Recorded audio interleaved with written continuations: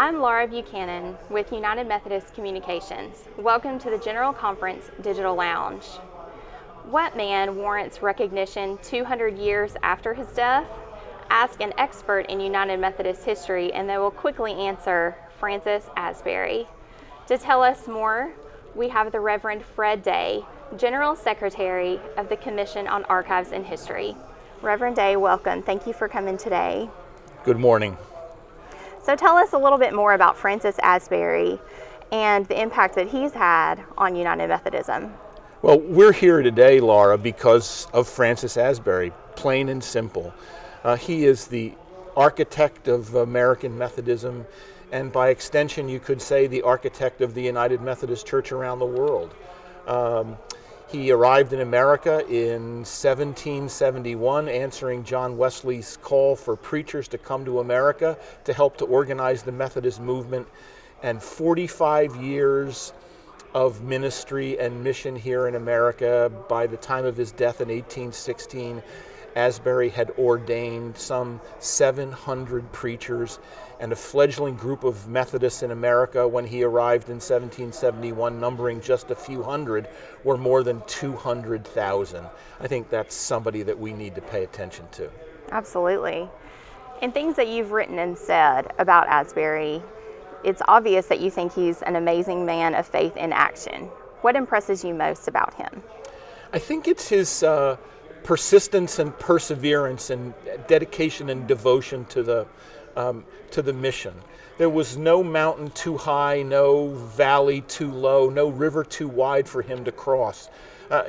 Imagine all of the difficulties and dangers and toils and snares he endured in colonial America to take his message to the American colonies far and wide. He crossed the Allegheny Mountains some 36 times.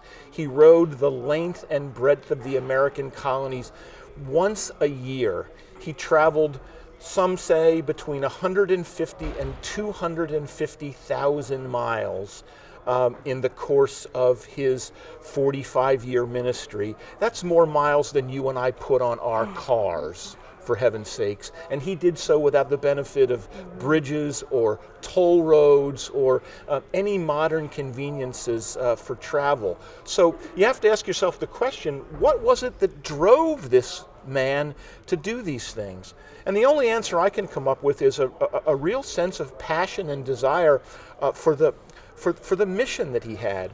And that mission was to express to people that God's love was for everybody to experience, and that once they experienced that love of God in their lives, they would be driven from inward feeling to outward service.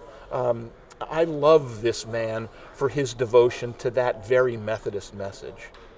And you talk about the challenges that he faced on his travels. Was there any evidence of Asbury's self-doubt or loss of faith? Oh, I'm sure he had his moments. He experienced a great deal of sickness during the course of his travels, but it never kept him down. Something that we can relate to in this day and age, I think, is the best picture of the year for 2016 was The Revenant.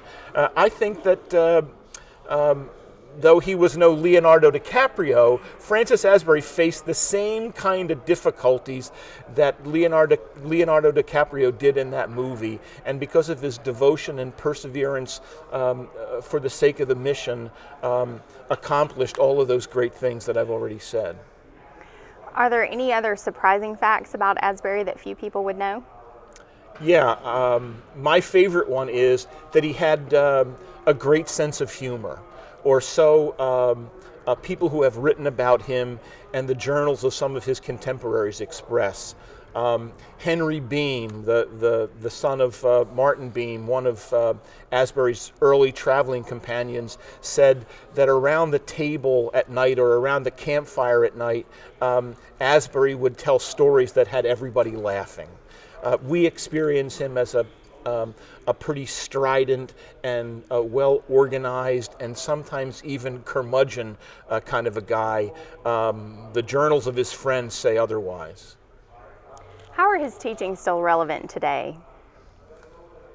They are the sum and substance of the Methodist message, that the gospel of God's love is for everyone to experience, everyone. And that once someone experiences the love of God in their life, they're driven from inward religion to a faith of outward service and engagement with others, so that they might come to experience the love of God as well. Speaking of today, here we are at General Conference, and you shared with me that Francis Asbury had some thoughts on General Conference during his time in leadership. Is that right? He surely did, and I dug out these notes from the Journal of the 1804 General Conference, Thursday, May 10th, when the journals for that session say, Bishop Watcote rose to recommend the suppression of all passion or ill will in the conference debate, and that reason should rule in every loving contest. Bishop Asbury, who was presiding, moved that the doors be closed. Motion carried. Closed against all but members of the conference by a further vote, taken and carried. Reflecting on what happened in that debate in his journal a few weeks later, Bishop Asbury wrote, I came off to Perry Hall on my way to Souderberg to meet the Philadelphia Conference. The Lord did not own the ministerial labors of the General Conference. It was a doubt that any souls were converted. This made us mourn. I prayed for hundreds, but God did not answer my prayer. We can only hope and pray in 2016 that history doesn't repeat itself. Yes, absolutely. We're all praying and hoping for that, I'm sure. So tell us about the recognition of Asbury's anniversary of his death. We're at 200 years. You're going to be speaking in the plenary about that. What other recognition are you going to be having this year? Well, the little time that we have in the plenary is really a tease for a longer, about 8-minute video that we'll make available to all the local churches across the connection, so that they can have some Asbury resources to celebrate in their own local churches, worship services, study groups, Sunday school classes, youth groups, confirmation classes, and the like. Simply because we think this man is somebody that the United Methodist Church needs to recognize as the person that really put us on the map and gave us the start that we're living into today. Well, I can't wait to see it. I'm looking forward to it, and I thank you so much for your time today. Great to be with you. Thank you again for joining us in the Digital Lounge.